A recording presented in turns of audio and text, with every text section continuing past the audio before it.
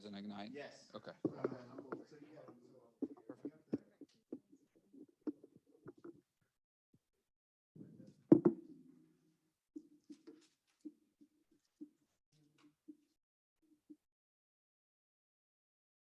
can have those, Justin. You can keep those.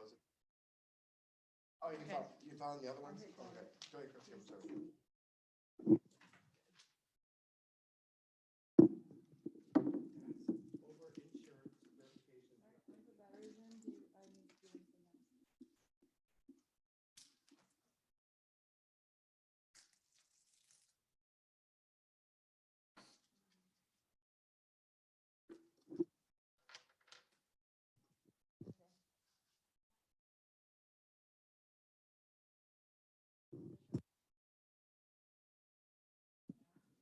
Okay. Your insurance company? Cool. I mean,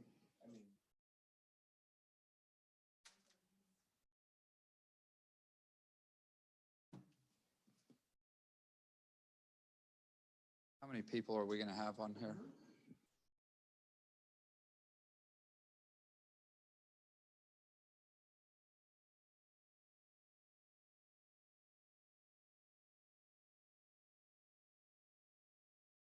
Got two right now. One right now, probably.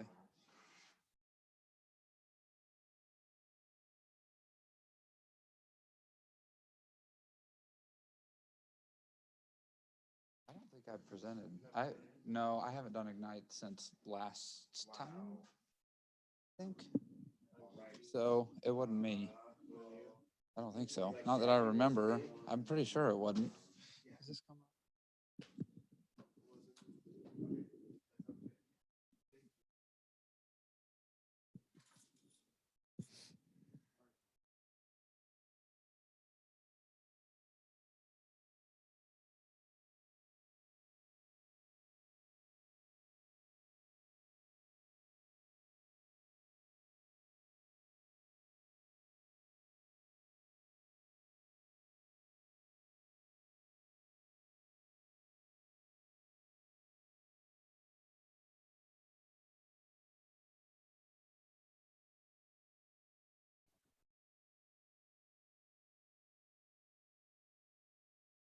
Hey Trey, you're ready to get started whenever you would like. Okay, cool. We'll get started right now.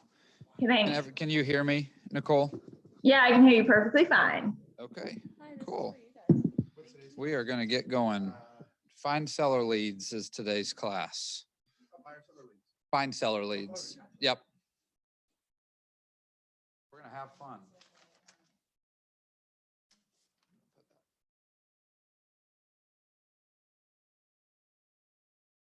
Josh, can you hear me? Give me a thumbs up if you can hear me, Josh. Perfect.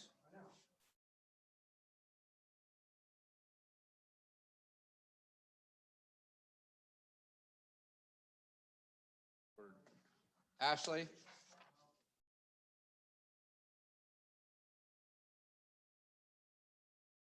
What's your name again? I don't know that we met. Michelle, nice to meet you, Michelle. Nice to I'm meet Trey. you. There. Hey.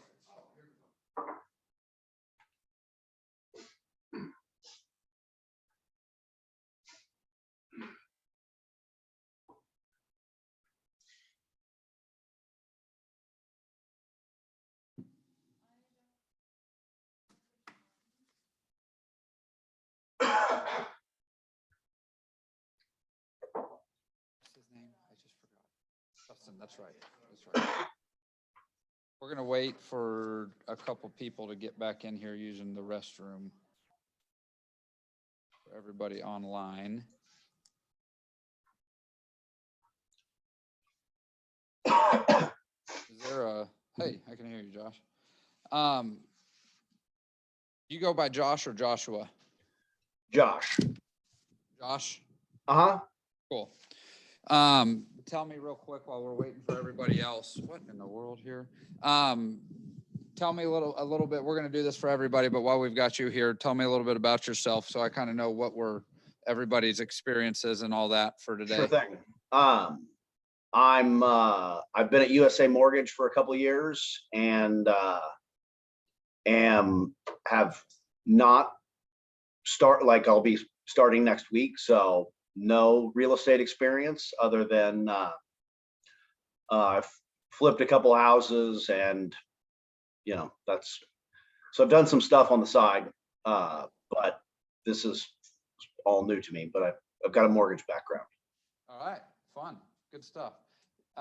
Mark, did Ashley go upstairs? Did she run upstairs? Do you know? Okay, is there a way to turn the volume up in here? I tried turning it up on the computer and it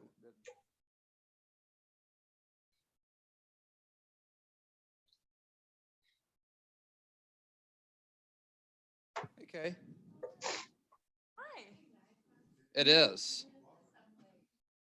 I know. It's unfortunate. I'm teaching today. No, it's not. Okay. Tell him to chat to you. Okay. Well, yeah, I just heard him. He talks, so we're good there. Okay. If you just, are you having an issue advancing the slide?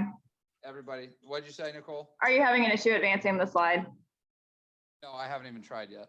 Okay, go ahead and click on that and just make sure. I saw Ashley there, so I was wondering what she was looking at. Well, that's not advancing now. Okay, click. The mouse looks like it's below or it's on it, so just click. Hey, Mark, will you, sorry, can't hear. Say that again, Nicole. Just try to click on it. I'm trying. Hey, there we go.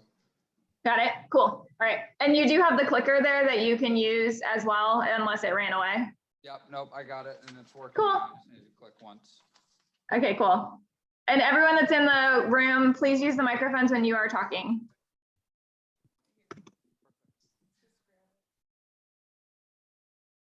Yeah, absolutely. Go for it. Okay, tell me a little bit about you guys. Tell me about yourself. We'll go this way. Let you eat for a second. Go ahead, Michelle. Can you hear me? I can hear you.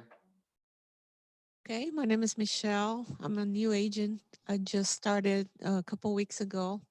So I'm learning pretty much everything right now. Okay, cool. And you guys are both on Mark's team, correct? Yes, we are. Very cool. Okay, Justin, go ahead, just so everybody knows I know.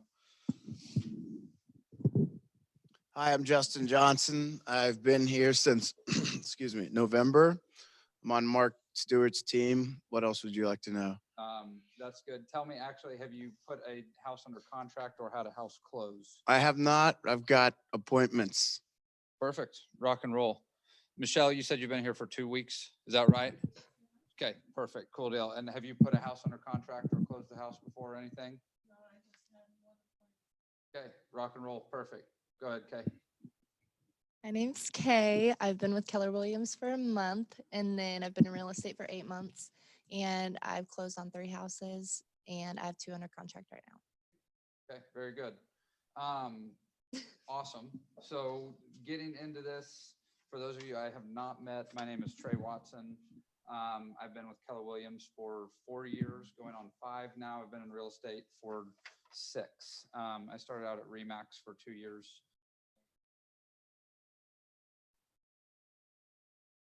All that I know. I got into this right out of college.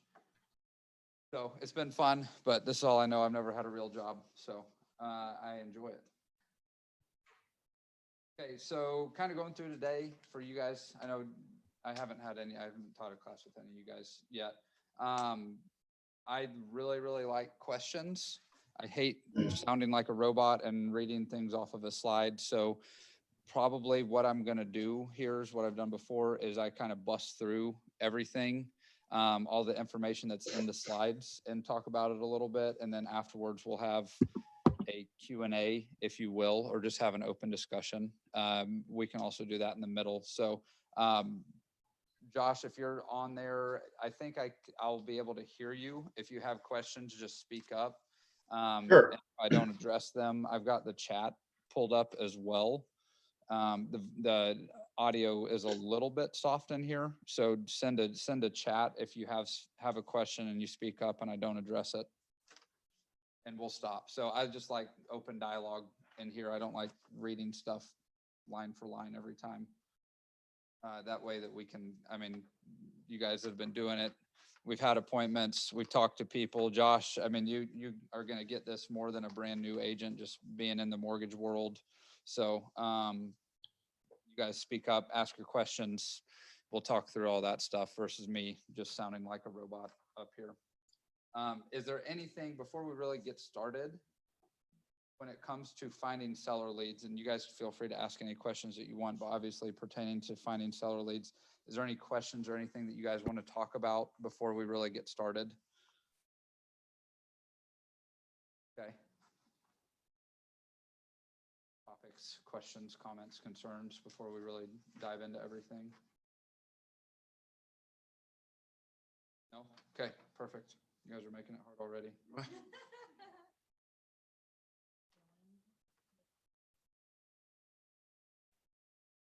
Okay, cool. That's what I'm asking for. Hey, Brian, sorry you're feeling under the weather. Saw that. We got Brian Jackson on the chat. Quietly absorbed. Brian has been doing this. Brian's on here as well. I don't know. Can you guys see the chats? Do the chats pop up on the screen? Okay. Cool. Brian's been doing it for a while. He was at Remax as well and just came.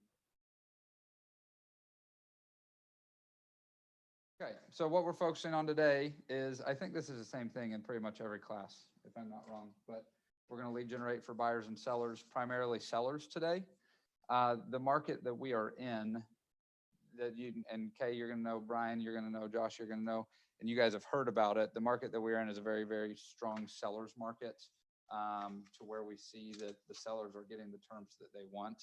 And quite frankly, selling a house right now, as far as listing a house, is so much easier than helping a buyer, that if we, the whole point here is leveraging our time, right? If we have 5 sellers, that would take up about the same time as pretty much one buyer right now, just with a seller. Essentially, we're marketing the property and then we're negotiating for a day or two and coordinating showings, and then we're under contract. We're not even 3-4 years ago. And Brian will remember this even more than I will, but I think when I came into the business, average days on market for a listing was like 45. And I think we're still right around a week right now is how long on average a house will sit on the market before it sells. I think it got up to 9 or 10 days. When I first started, it was 45 days. So you think of the listings that you'd put a sign in the yard. Right now they sell in a matter of hours. It used to be 45 days, is what we would tell people that it would take until their home was going to sell. So finding those sellers and working with those sellers is just so much easier right now, that if we can find those sellers, we're going to be able to spend a lot more time doing other things, which all comes back to the lead generation. We are going to, have you guys gone over listing presentations? I'm sure you guys have with Mark. Mark's the listing presentation king. Doing all buyers presentations right now. Okay, cool. So very, very similar. A couple little questions that we're going to ask differently in a seller's presentation, obviously. A lot of it's going to be kind of the same flow, and what that flow is just figuring out their motivation and what they're wanting. Everybody's got different motivations. Everybody got different reasons that they want to sell or move. So the main point in the listing presentation is obviously getting them to sign the listing agreement, so we get that listing, as well as figuring out their intentions and their motivations, so we can really understand them and how to help them the best way possible. We're going to make buyers presentations and get listings, and then we're going to preview real estate. How we doing? Good. Sorry, I was on Zoom. You are. I'm up to speed. Okay, perfect. That's awesome. Will you introduce yourself just real quick so everybody's got it here?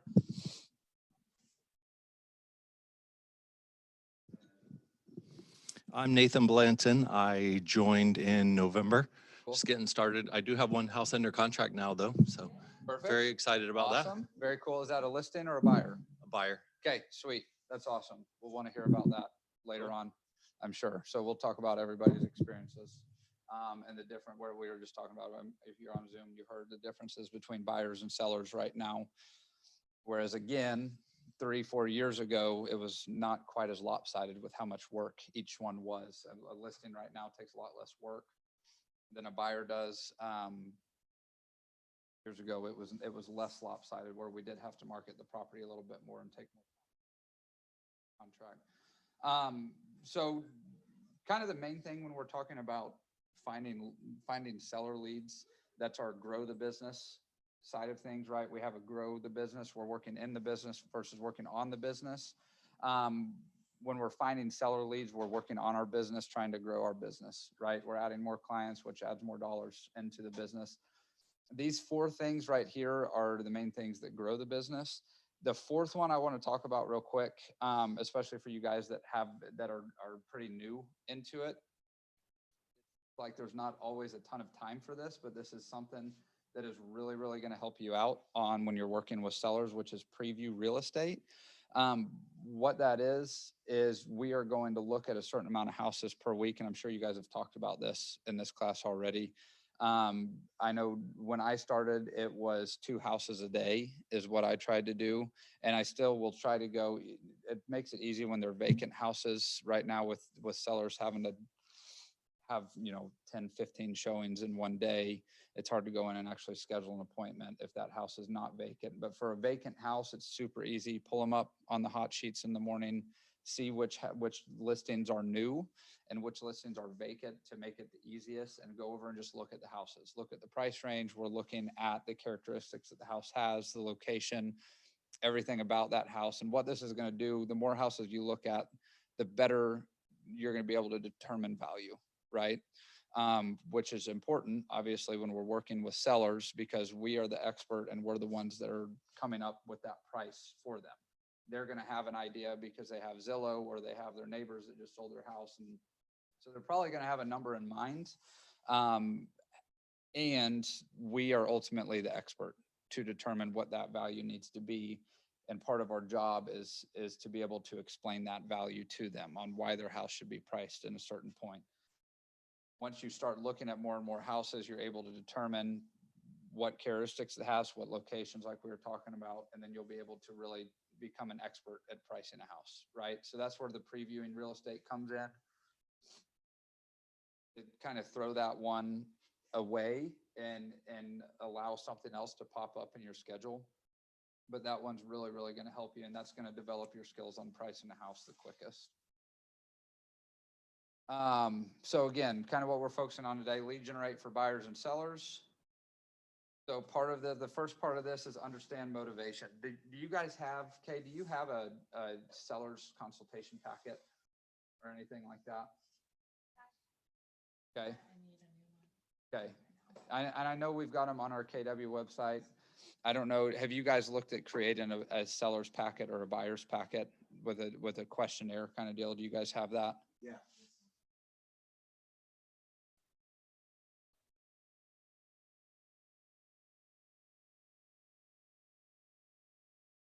What that is with the seller packet, and I think we're going to get into it a little bit more here later on. But as far as a listing presentation, that it all starts with, we've got to have a person, right? So then that we got to have contact information, we got to have an address and all that stuff. So what these sheets do, and you can get them off, I can't remember, Ashley, do you know where they get those at? I think is it or something like that, where they can actually, they have them pre-made and you go print them out. All this is just a way to collect the information from the potential client. Brian, you guys are revamping yours now. And I had the same, I had one as well. And I've been bad at using a pre-listing packet just because it seems like somebody calls you and it's, hey, let's go list the house. And it's very, very immediate versus you have the people down the road. Now we have the CRMs where we can go input their information in. So part of that process is going to be the initial phone call, if you will, as far as understanding motivation. This is what we were just talking about, is incredibly important when it comes to figuring out why somebody wants to sell, right? Are we downsizing? Are we moving out of the state? Are we, whatever it may be? And there's so many different things that can come from this, which is if somebody's selling a house, are they going to buy a new house, right? Which if they're buying a new house, what do we want to do? We want to help them buy the new house. If they're moving out of the state, can we send a referral somewhere? If they, no matter what it is, that's going to help us understand what kind of deal it's going to be. And once we understand their motivations, we can help set their expectations a little bit better as well. Okay, so this is for our lead generation we'll do today. Compliance do not call. What I always tell everybody, we can't call people that are on the do not call list. I think it's a national registry where they go on and they say you can't call them. If you call them, you could get fined. So make sure that they are not on the do not call list. If you're going to call people on the do not call list, you're going to get fined. So just make sure that you're accounting for that fine when you're working in your bank. So that's a joke. Also, don't actually call them. Okay. So we're going to kind of jump into this. Go ahead, Kay.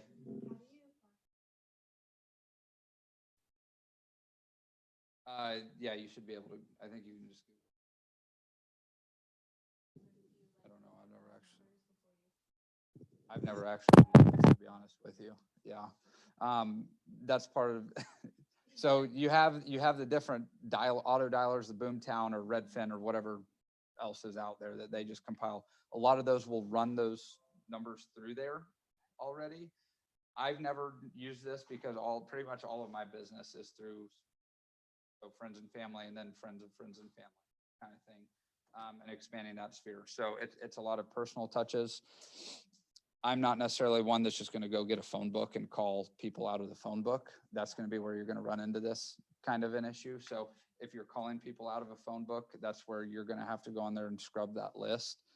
There's different websites that will do it for you. I don't know which ones that they are, but a lot of those auto dialers that people buy, Boomtown or whatever it is, they will scrub the do not call list and they'll go ahead and take care of that for you. However, people do not call list and you should be able to. Does that answer that question? Yes. Thank you. Okay, cool. Okay, so finding seller leads. Again, this is, give you guys background on me. I was a Springfield kid, so I've been fortunate to make a lot of connections growing up here. And I am one of those people that leans on my sphere of influence or my database to run my business, and keeping in contact with them. So finding seller leads, that's really the main way.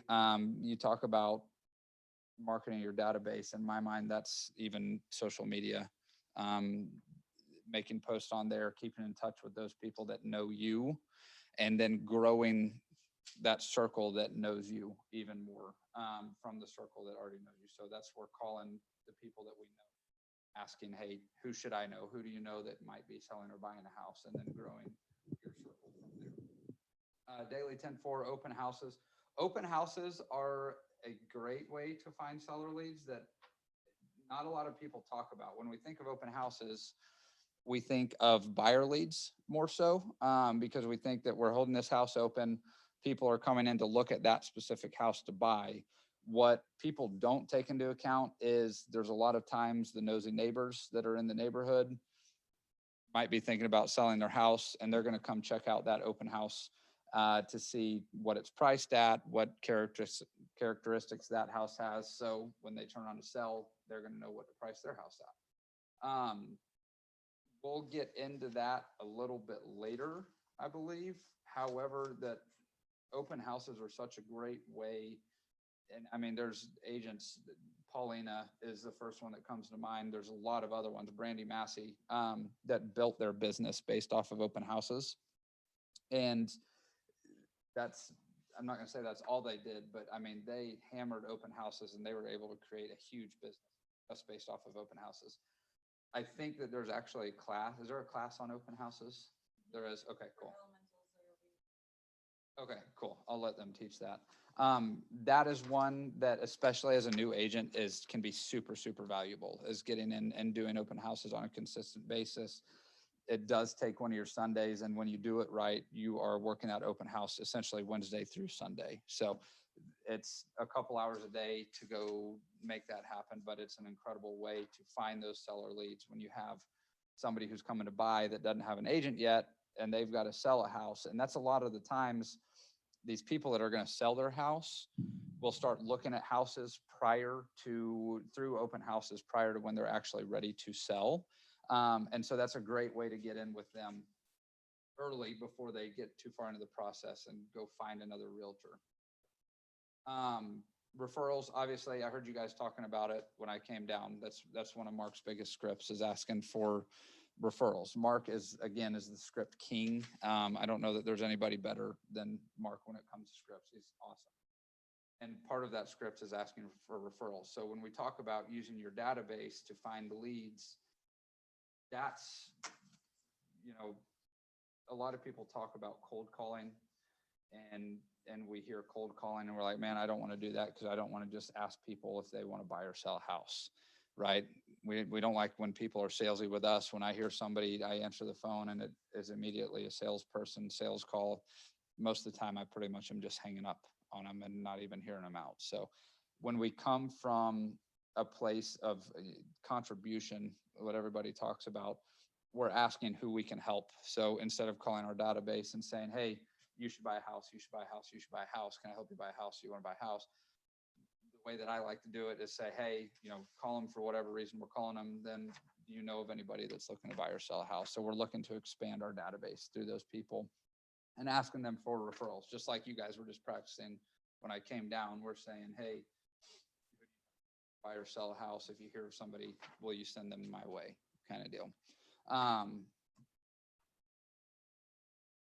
So the next portion, I've lost my spot in here already. Qualify and convert seller leads. So that's going to be part of that seller questionnaire that you had, Michelle, which is we're asking them those questions to see essentially what class of buyer. And I think we're going to get into, I'm going to skip ahead a little bit here on the seller lead categories. A lot of people will actually have in their CRM a way to track these seller leads and classify them as an A, B, or C. Some people will classify them as hot, mild, or cold, or whatever it may be. Essentially what this is seller A, an A class seller is going to be somebody who's ready to list their house in the next 2 weeks. So between now and 14 days, we're ready to go. Those are the people that we've got to spend a lot of time and attention to. We've got to get picture scheduled. We got to get listing docs done. We've got to get all that done. B, a B class seller would be 15 to 60 days. So anytime in the next 3 months. And then C is somebody who's 60 days out or longer. Could be a year, could be 2 years, whatever it may be. What's important about classifying seller leads is knowing how much attention to spend to them. If we've got somebody who's not going to sell for a whole year, we're not going to be calling them every single day at the same time, right? And we're going to get really annoying and they're going to stop answering our calls and probably block us if we do call them every day for a year. A class A seller is going to be somebody that we're probably are checking in with every day or two. Do you have a question? No. Are you raising your hand? No, you're good. I thought you were raising your hand. Sorry. A class A seller is somebody that we're probably going to check in at least with every couple days, at least to let them know that we've got pictures scheduled, when we're doing pictures, when we're going to be coming out, how we need to stage their house, if we need to change stuff around, if we need to make a couple repairs or whatever it may be. We're checking in with them very, very frequently up until the time that we get their house listed. And then we've got right in the middle of class B buyer is somebody that's saying they're going to sell in the next 3 months or 2 months. And we've got to pay attention to them, but again, it's not going to be an everyday kind of deal. So classifying by asking those questions that you had on that seller questionnaire, which is essentially, when do you want to move by, all of those things. Where are you going after this? What's your plans? What's your motivating factors to move? We're able to classify what kind of seller they're in and how much attention we need to pay to them, right? So that's, I'm going to go back here. Part of that is converting them. Honestly, guys, a lot of people use a specific realtor because they feel a close personal connection to them. A lot of this is getting to know that person. It's by asking them that questionnaire. It doesn't have to be line by line.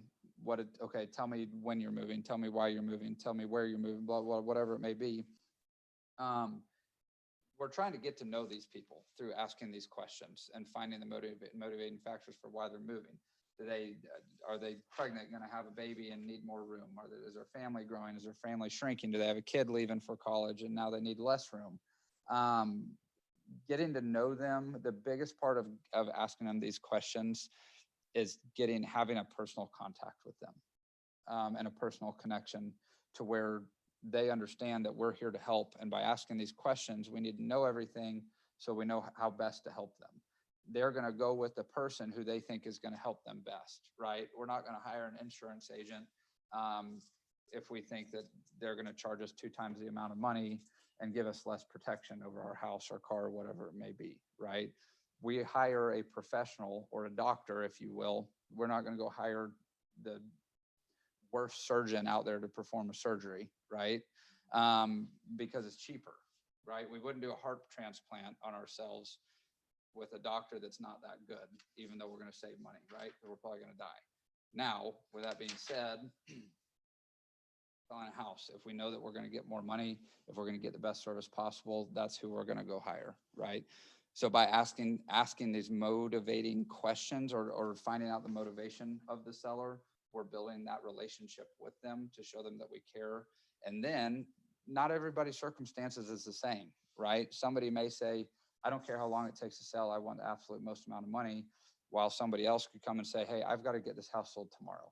Even if we have to take less money, I have to get this house sold tomorrow. There's not a right or wrong way to do it. However, we've got to adjust our plan based on what our client needs. So by asking these questions, we're really going to find out what they need and why. So we're going to ask what, and then we're going to ask why to build that personal relationship with them. So connecting questions, again, this is pretty basic, straightforward stuff. You guys probably have gone over this stuff already, from what it sounds like from those questions. I know you guys have done it as well. It's just part of asking, what are you looking for? What do you want to do? Where are we moving? Where are we going? Uh-oh. Cole, are you there?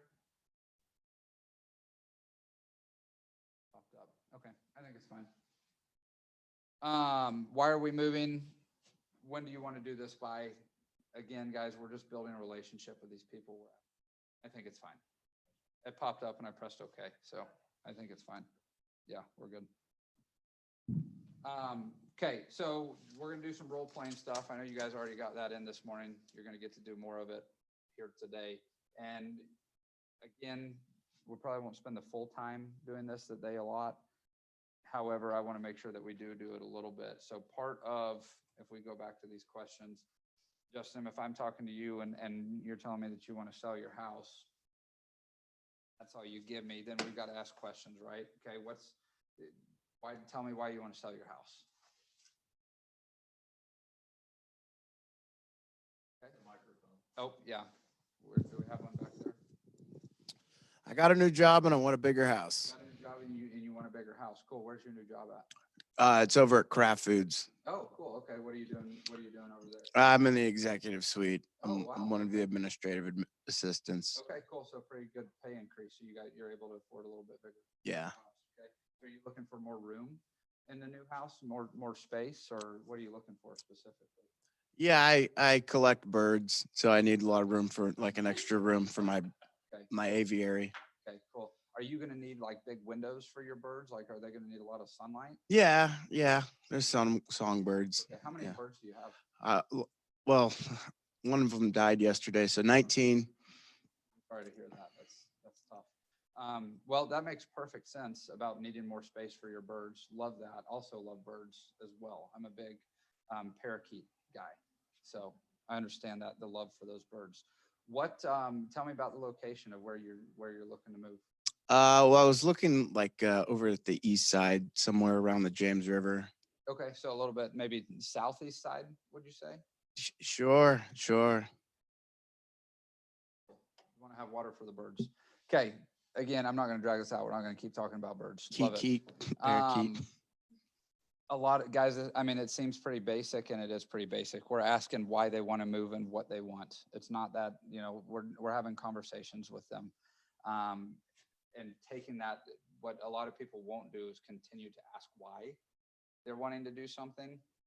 We're really good at asking what do you want? I want 3 bedrooms, 2 bath in Republic. Okay, why? And that's not what we're asking. Part of that why is going to build that rapport with that person, right? Especially if they're not our brother, sister, best friend, whoever it is, and we've got to build that rapport. They may even be interviewing other agents.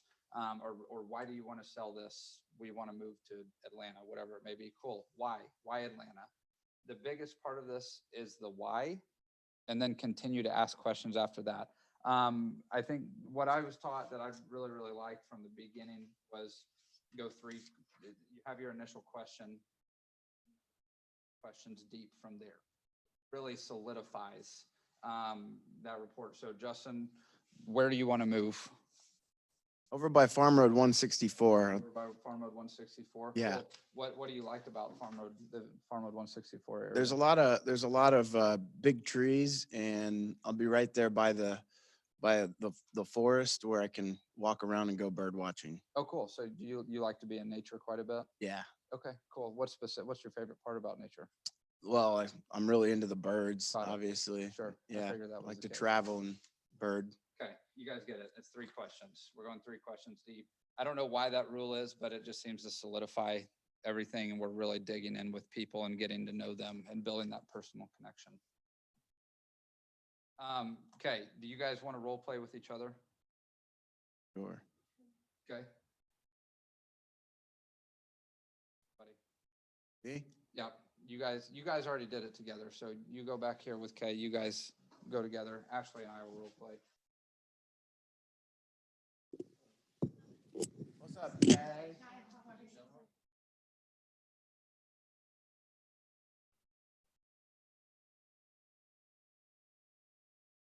That's one of my favorite ones.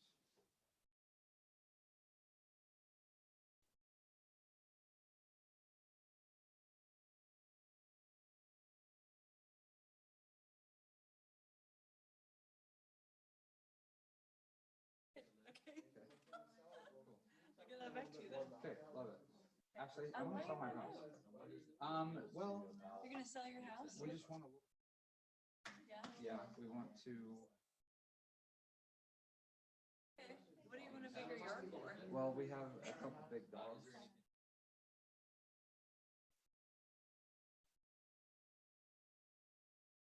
Do you want to do anything else in your yard? We like to cook out a lot, Okay. like to grill, and we like.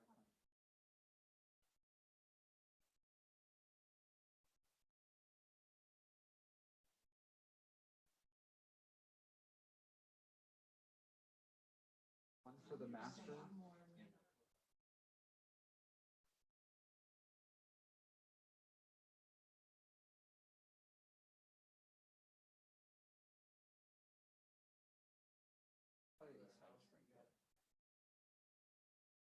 That's where I grew up at, and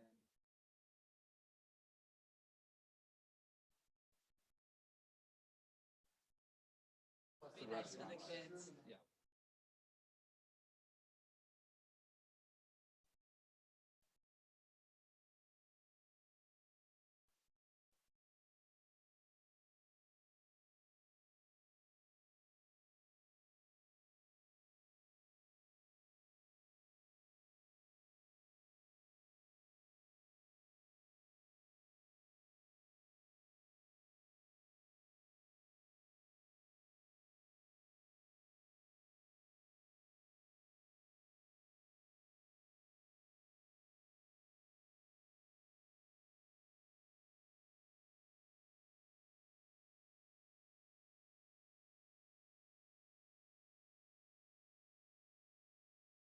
It's fun.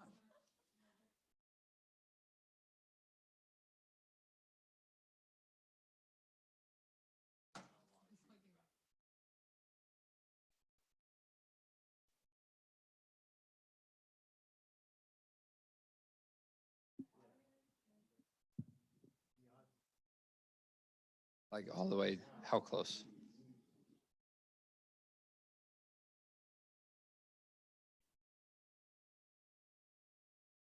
Okay, cool. I'm gonna put it right in front of me. Okay, thank you. Bye. It was every time that I would.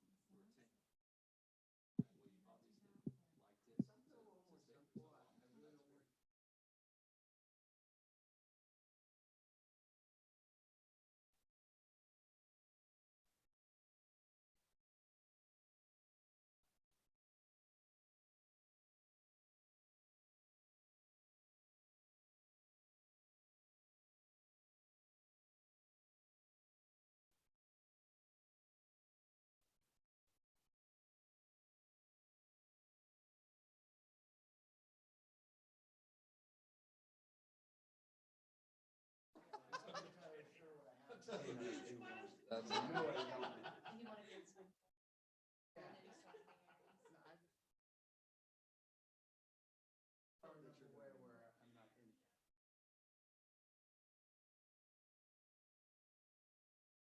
gonna start wrapping up if you're getting there.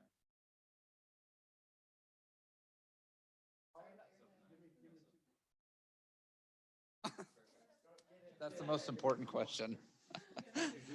Yeah. Okay, good. Even though I insulted you. Well,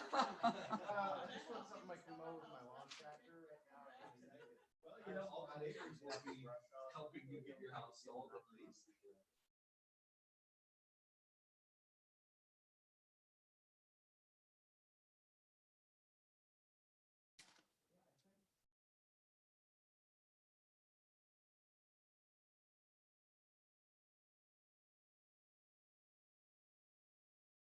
Oh. I'm ready if you're ready. Let's all do Take your it. time. quiet, so I got nervous. We're all listening to you the whole Like, time. 10 kids and The his whole phone in time. hand.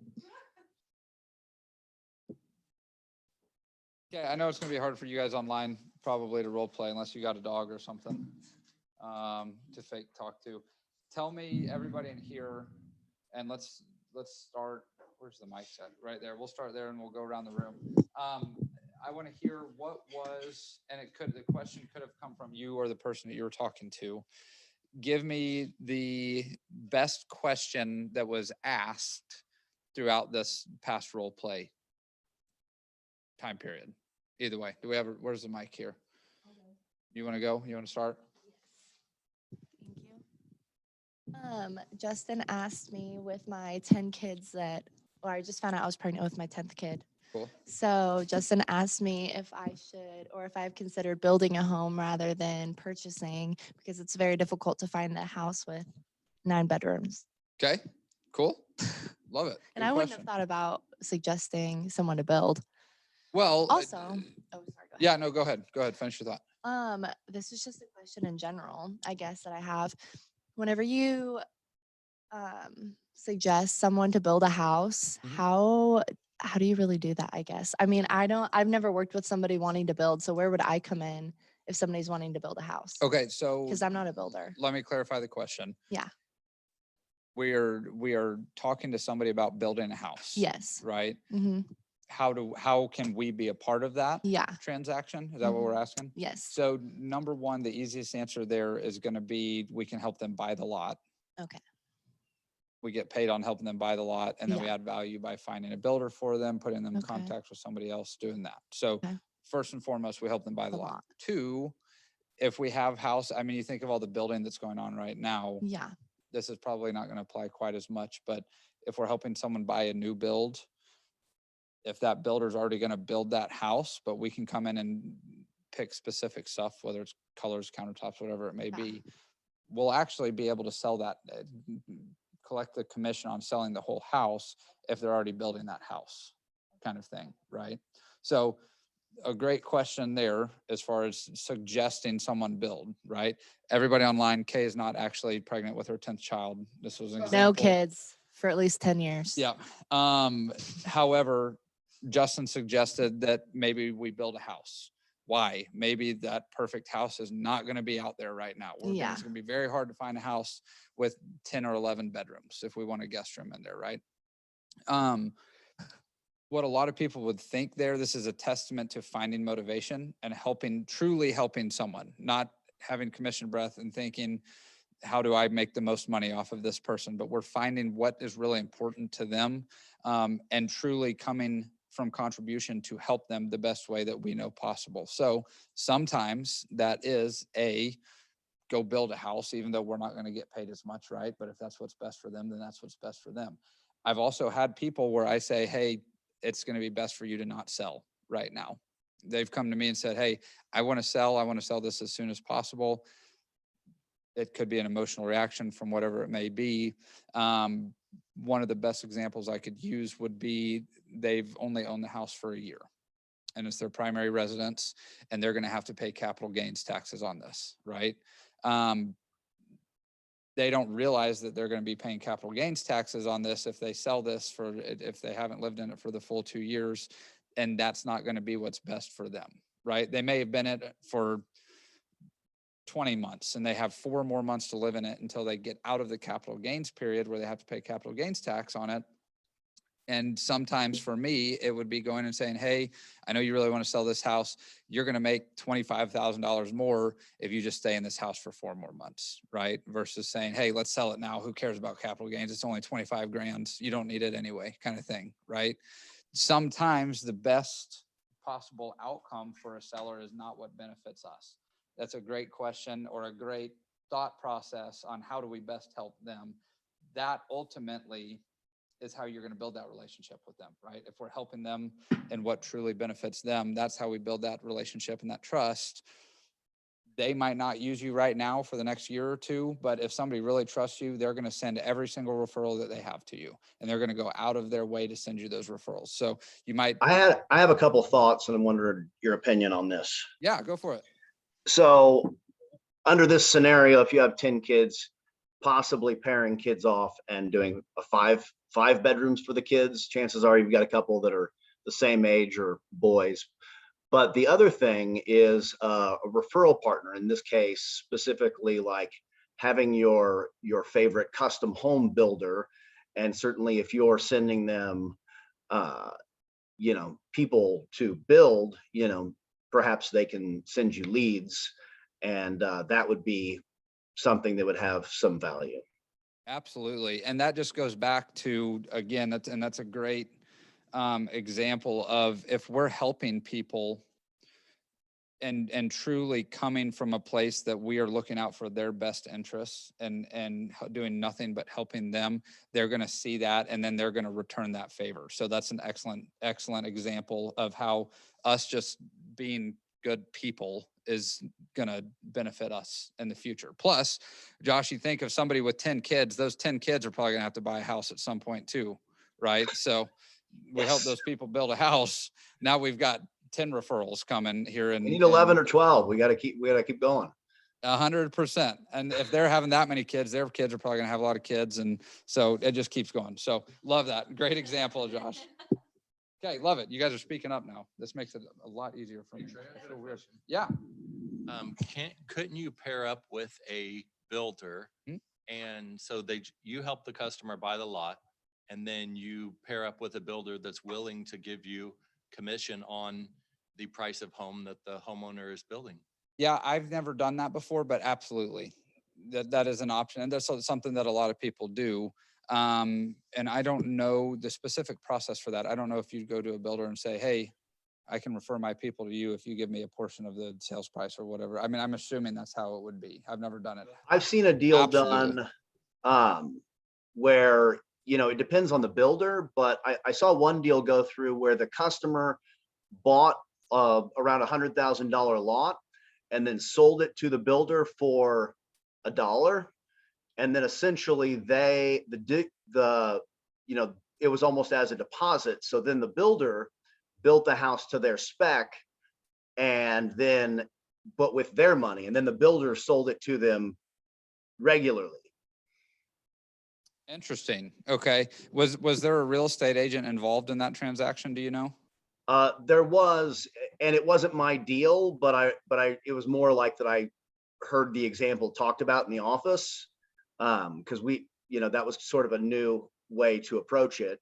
But I think it worked out because the builder felt like that, essentially having $100,000 deposit, that he could get what he needed out of it if the person ended up not buying the house.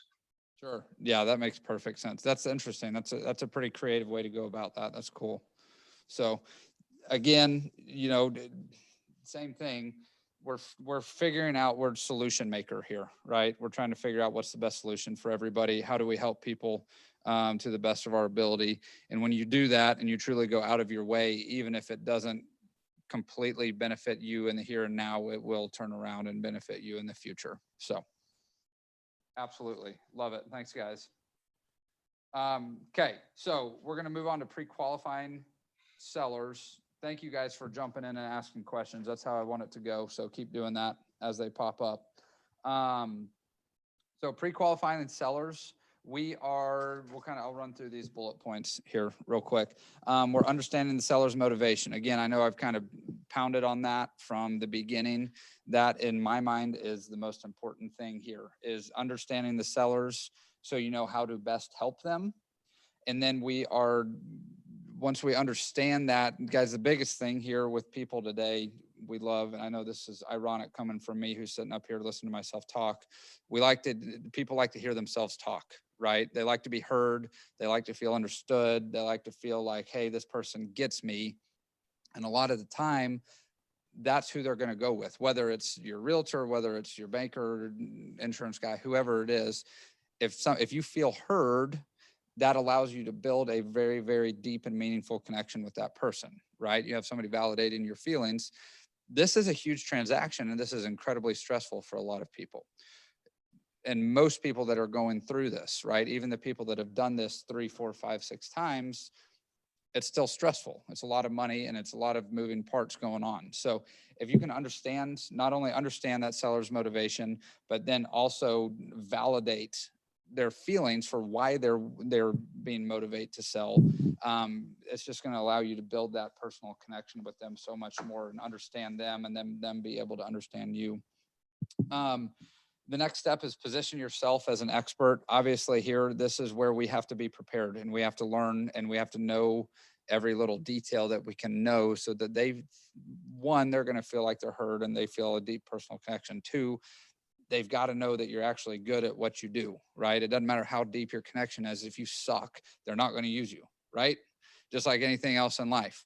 So this is where we talked about earlier, previewing homes and being the professional and the expert in the market comes into play. If you're able to talk about those things and relay those things to them, you're going to come off as the expert, and they're going to feel that much more comfortable to use you. So if you put those 2 things together, you're going to win the listing. Again, the question, can I list your house? Can I be the one to work with you? We're asking that, we're solidifying that. And then obviously we're getting that paperwork signed, that listing agreement signed, so that we have it locked in. We are the ones working with them. Allow you to price the home to sell for the most amount of money in the shortest time frame. So this is what we talked about earlier.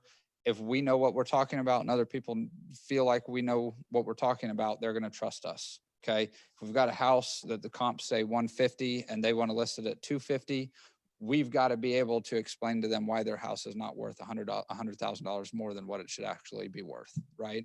At that point in time, it becomes about more than feelings and emotions. And we've got to be able to explain with logic why that home is priced in the price range that we're pricing it at. Right. Properly set seller expectations allow you to create a great customer experience. So this is something that starting off can be really hard to do. And I know when I started off, I didn't want to hurt anybody's feelings. I didn't want to tell them no. I didn't want to make them feel bad or make them feel stupid for thinking a certain way. So I just kind of let it go and let them say what they wanted to say and think what they wanted to think. When my mindset changed to set the expectations off early, and that's part of what the seller presentation is setting expectation. It's the same thing with the buyer's presentation that you guys were practicing before, is we're setting the expectation on how this transaction is going to go. They may come in with an idea of how a transaction went because their aunt just told them how she bought a house in 1972 and exactly how she did it. Well, times have changed a little bit since 1972. Times have changed a little bit since 2 years ago today. The process looks different. The way that we go about it looks different. The way that we do showings looks different.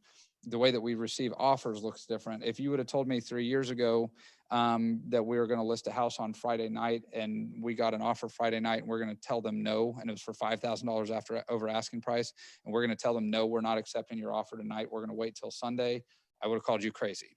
Right now, that's not that crazy. If we get an offer that's $5,000 over asking price, but the house is listed at $400,000 in the best area in Springfield and it's super, super nice, we're not going to take that offer. We're going to wait to see what else comes in because we've got 15 showings lined up the next day, right? If we're able to get in there early and set their expectations, this is in my opinion, the most important thing when it comes to customer experience is setting their expectations from the very beginning. People are okay with being told how this process works because we're the expert. We're the ones that are supposed to be telling them this. And this is what this, you know, when I came into this as I was fresh out of college, looked like a little baby. Quite frankly, didn't really know what I was doing, but just kind of jumped into it. I didn't want to tell somebody who had bought and sold 4 or 5 houses how the process was going to go because quite frankly, they had more experience than I did. So I just kind of let them think whatever they wanted to think. A lot of the times it would backfire because then I have to go reset their expectations after we're under contract for 20 days and they think it's going to go this way and it actually goes a completely different way. So setting those expectations from the beginning is the most important thing to customer experience, because when they know what's going to happen from the very beginning and then you make it go like you said it was going to happen, there's no issues. They don't get their feelings hurt. They don't get any surprises. They know what's coming and they know what to expect. So setting their expectations allows you to create the scene, if you will, on how the process is going to go on a step-by-step basis. What I like to do is in these seller consults or buyer's consults for that matter, either one, I'm running through the whole process on a step-by-step basis. It's going to take a little bit longer in your meeting, but you're able to line it out for them. You don't have to go to every little detail. However, we're lining out step by step. Okay, first we're going to look at houses, or for a seller, first we're going to get pictures done. Then we're going to get the rest of the paperwork done. We're going to get it up listed, and then we're going to go through the showing process. Then we're going to go through the under contract. Then we're going to go through inspection, then appraisal, then closing. When you line all of those out so they know exactly what's coming, it's easier to explain in the rest of the process. Okay. Hold on, Mike. Thank you. Do you do all of that in the seller presentation? Do you go through the steps of everything? So I how will it's gonna do, you'll hear, I think that they're called a 1-step listing presentation. There's a 2-step listing presentation. Okay. Essentially what it is a 1-step listing presentation. You're running your numbers before you go. So you have an idea on comps and you're taking the comps out there. And I think Mark does a 1-step listing presentation. Is that correct? You guys know where he has the comps? Okay, so essentially you have 1 meeting versus 2 meeting. The 1-step listing presentation is you take the comps with you, you go out, look at the house, and you're able to give them the comps then and there to tell them what the house is worth. 2-step is you go out and see the house first, then you go back and run your numbers, get your comps, and go back out and see them again. I think Mark's 1-step. I think Mark is 1-step, and he's really, really good at the 1-step. There's not a right or wrong here. I'm going to get to your question here in a second. I'm sorry. So ask your question again. Sorry. Make sure I answer it. She's like, wait, hold on. Okay, so do you go over each step of the transaction with Okay. your seller before? Yeah, got it. So here's what I do. I do a 2-step listing presentation where I go see the house first, come back, run my numbers, and then go back out and meet with them to give Okay. them the comps and tell them about it. Okay. At the second step, if you will, is when I do go over that.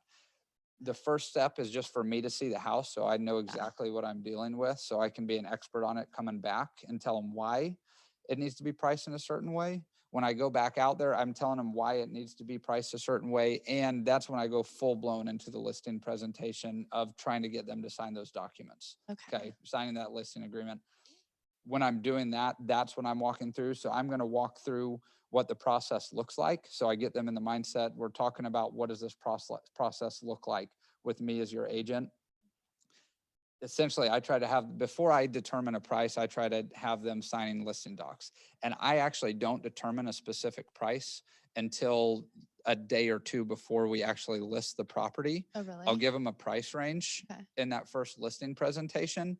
Depending on the price range of the house, it may be a $5,000 price range, $10,000 price range, $15,000 price range. Yeah. But what I tell them is the market's moving so quickly right now that we could have 2 or 3 houses listed and sold by the time that we get our house on the market. And I don't want to determine a price right this second because I want to make sure that we can account for those other comps that may not be there today.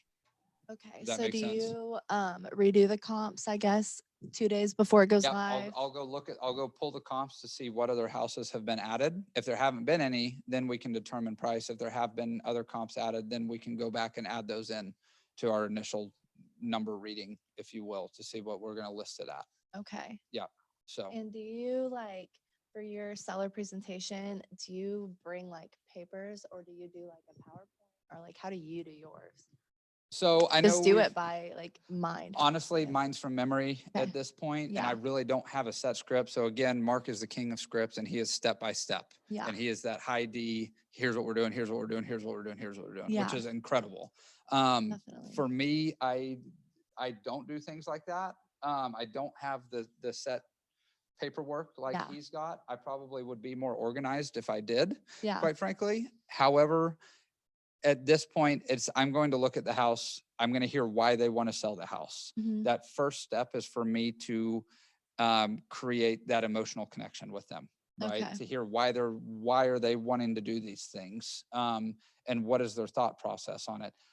A Okay. lot of the times, the first step in that listing presentation, when I'm just going out to see it, that's where we're going to pre-qualify that seller.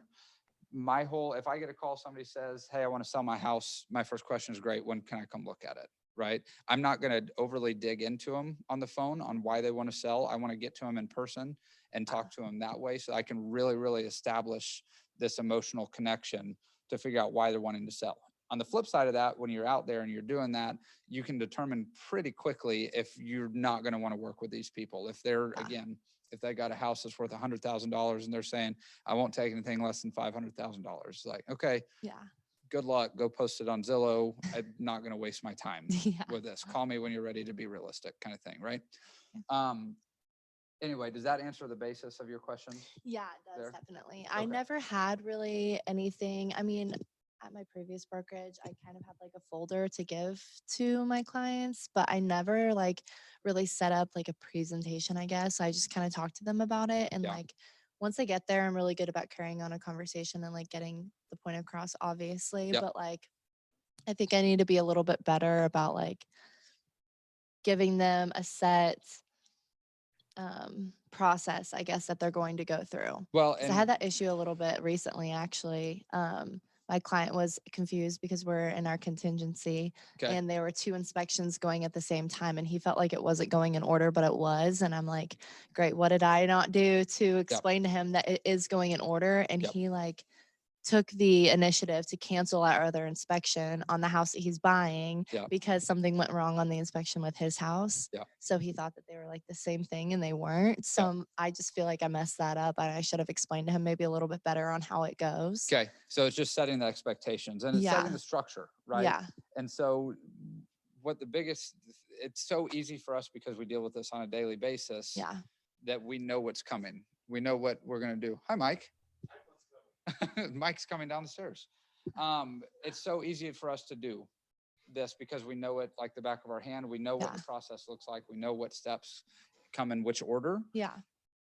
If we don't explain that to our clients, they have no idea, especially the ones that haven't done this before, right? Yeah. If we have somebody that did it in 1980, the process looks different now. Yeah, he said that he used to be in charge of the inspection or something. Right. So he hasn't bought a house in like 15, 20 years, I think.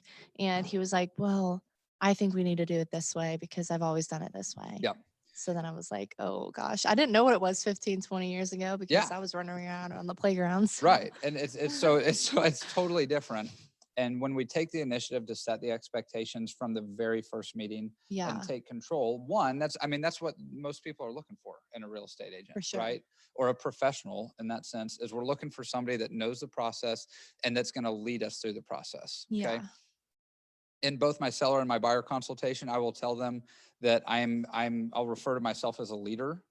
And that's exactly what we are, is we are leading somebody through this process, right? Because they're hiring us because they don't know how the process works and they don't do this every day, right? So when we set those expectations from the very beginning as the leader, that's where they say, okay, go, we're in good hands. We don't have to worry about this. We don't have to do things. They're going to tell us what to do and when to do them, kind of thing. If we get in there and set those expectations from the very beginning, it just makes the whole process run smoother because they're not going to be Definitely. questioning what you're doing. what we're doing, Yeah. right? And we don't mean that in the sense of we don't want them to question us, right? We don't want to be checked on our stuff. We're saying that because we've already told them they don't have to question us because we've already told them what's going on, Yeah. right? Okay. Okay. And I mean, it's kind of, this goes back to elementary or middle school, whatever it is, when you're writing an English paper and you break down the paragraphs, you tell them what you're going to tell them, you tell them what you're telling them, and then you tell them what you told them, right? Yeah. Okay. So in this, the initial stages of this, we're telling them what we're going to tell them. And we'll talk through that and I'll say, we're going to cover all of this as we go. However, this is what it's going to look like. We're going to go under contract on a house. We're going to put an offer in. As soon as we go under contract, then we're going to have the inspection period. In the inspection period, we're going to have 10 days to get our inspection done, get the report back, and then give the seller a list of items that we want repaired, Yeah. right? Or if we're talking to a seller, they're going to have 10 days to give us a list, and then we have 10 days to respond to them. We're setting those from the beginning so they know what's coming. Okay. Once we get to that, we can say, hey, congratulations, we're under contract. Now's the inspection period that we talked about. Okay. What this is going to do is going to cut down on the time that you have to explain because you've already explained a little bit. Okay. Make sense? Yeah. Okay, cool. Does I that answer your question? Yes, I definitely need to do that. I think I didn't, I was trying to hand this back in the middle of my question, but I think that I didn't really realize I wasn't doing that until obviously I ran into that issue with my client. So of course I'm going to know to address that a little bit better next time. 100%. So. And certain clients will react differently, Yeah. right? There'll be clients that just won't question anything and you don't have to explain anything to them. And you're like, sign here. Do you want to read through this contract? They're like, no, just tell me where to sign. Exactly. And then we're done, right? That's how it was with my very first transaction. I mean, he read everything on his own time. He did not need to ask any questions. It was the most seamless transaction. And then I'm in my most difficult one right now where every day is a new day. So I need to repeat what I'm doing constantly just to get the point across, I guess.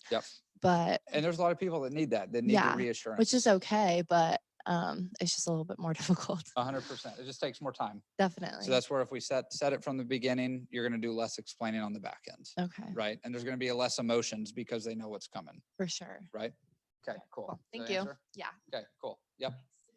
I have a quick question for you. On your double visit to do the seller's presentation, that first visit, you get the phone call. Great. When can I see the house? Yep. Are you doing prep work before you actually go see the house?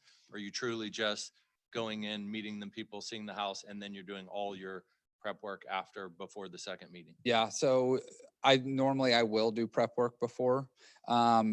And what a lot of that, and this is especially if this is a seller that I don't already have a really, really close personal contact with, and they know that I'm the expert and they know me really, really well. If this is somebody new, especially somebody you haven't met before, they don't know who you are. They don't know that you're a professional. They don't know that you do this full time, whatever it may be. I will run comps, but what I'm really doing is seeing what else is going on in that neighborhood so that I can go in and talk to them. I'm going to tell them this. I'm going to say, hey, on this first visit, I'm not going to give you a price because I want to go back, run my numbers again and make sure that I can give you a very specific price and give you my most professional opinion of value that I can. What my prep work is before is going in to be able to talk to them about what else is going on in that neighborhood. So the house 2 doors down just sold for $165. That's priced at $132 a square foot, which is the highest price per square foot in this neighborhood. We're probably not going to be able to go above that. However, let me go back and run my numbers and make sure. So you're becoming the expert in that area, even if you're not an expert already, right? So it might be a neighborhood that you've never driven through, but by doing research, you can make it sound like you know it like the back of your hand, right? Does that kind of answer your question? It does. Thank you. Cool. Okay. Do you have your hand up? No? Okay, cool. Okay. Pre-listing questionnaire. That's where it is. Electronic tool. Where's the electronic toolkit? You know where that is? Huh? Oh, okay. For you guys. Okay, cool. Again, these are all the same questions, Michelle, that you had on your questionnaire. Why are you moving? Where are you moving to? How soon do you want to move? I mean, you can even ask them how much they need to make off of the sale of their house, right? For it to make sense. Because there's a lot of people, especially right now, that don't need to move. They don't need more space. They don't need more land, whatever it is. They just know how hot the market is and how much their property value has risen. They're like, well, we'll think about selling if we get the right number. Great. What's the right number? So we can know right now if you're crazy or not, right? Essentially is what it is. We're trying to not waste our time, cut straight to the point. And then we know as well, do we need to talk them down on price? Do we need to talk them down average days on market, whatever it is, so we can set their expectation so that they have a realistic perception of what's actually going to happen, right? Yes? Yeah. Okay, thanks. I needed a response. I needed to feel validated.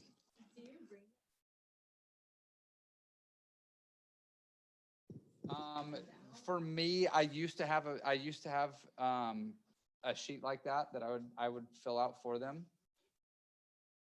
I don't anymore. Again, I would be more organized if I did. I would push you guys to do it, to use that, because you're going to be more organized and you're going to start off having good habits. I have formed bad habits. Everybody has. It's kind of a part of life. However, yeah, well, it is what it is. And I mean, getting in with them and continuing to talk to them, you're going to continue to remember more and more things, right?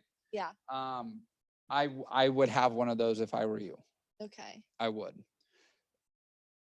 It's do as I say, not as I do kind of thing, right? Yeah. Okay. I would get one of those.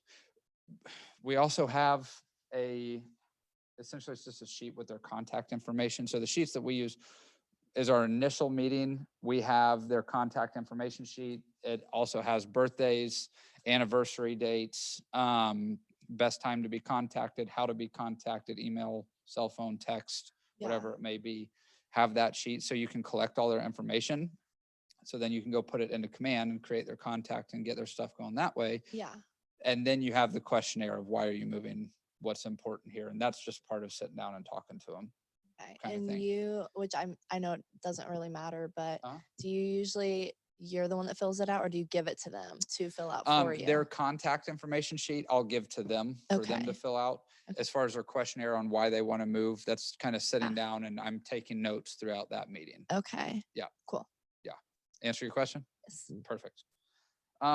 Okay, so we're gonna role play real quick. We probably won't spend a whole 10 minutes. Let's take 4 minutes. Each person gets 2 minutes to role play with the other person. So same group, since you guys are used to doing it together. One of the people. Charger off of that because mine's dying. Uh-oh. Mine's dying.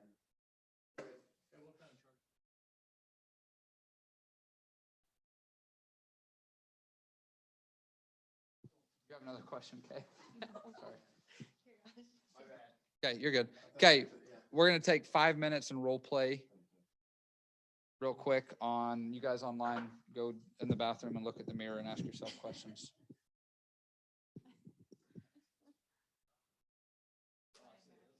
Okay. All right. Are you interviewing me? All things out.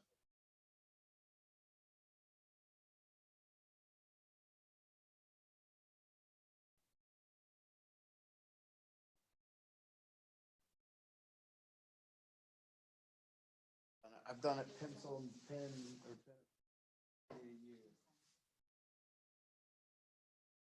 Qualified. Yeah, pre-qualify each other.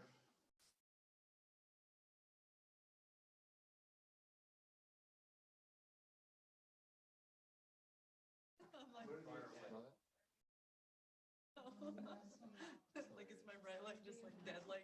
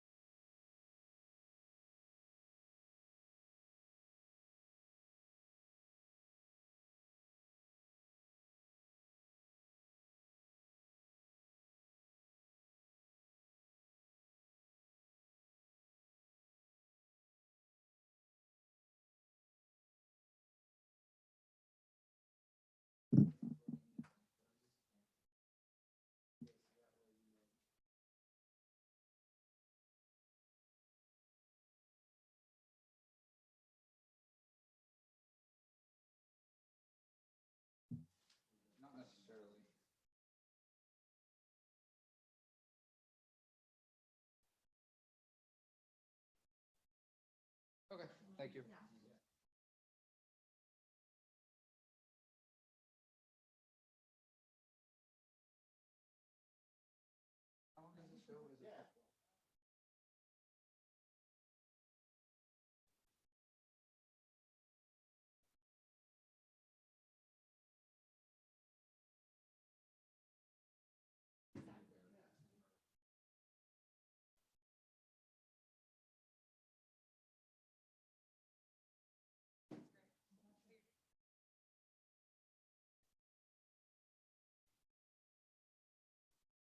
Okay.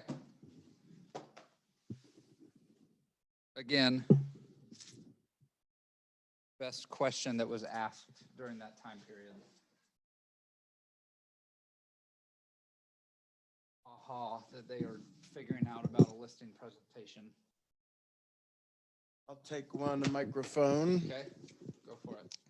So I liked the fact that you do your CMA and you come armed with those knowledge bullets of how much everybody else's house around them immediately went for and how much property value has risen um, since they bought, and looked at, you can't see equity, but just with the market and the increase, and you're gonna know the market value increase since your buyer has bought their house, or I'm sorry, since your sellers bought their house, you're gonna know the percentage increase because you can look on MLS and just compare that. Sure, absolutely. So being the expert, right?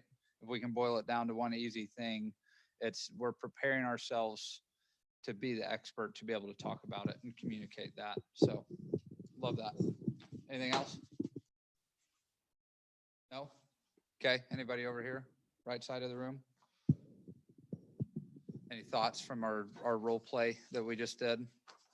So I really like that if you're talking to you're talking to someone wanting to sell their house and really digging into what they liked about their current house and what they don't like about it, because obviously what made them fall in love with the house, you're going to be able to use as a listing agent to help paint a picture for someone else to fall in love with the house.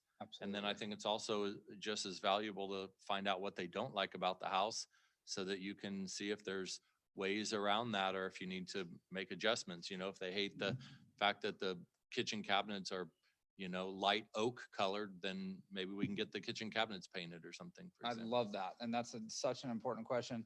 And I want to take a step back here in a second as well. I can't sit down. It's just, I don't feel like fine.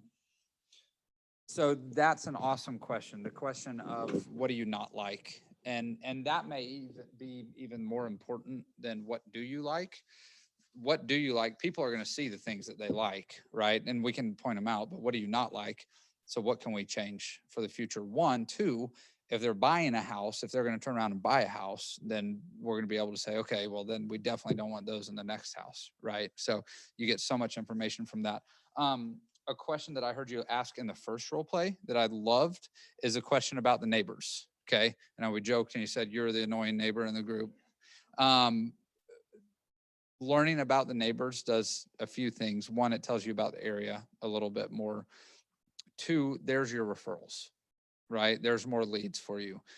Ask about the neighbors, and that's where you can throw in, do you know of anybody else that's thinking about selling in the neighborhood?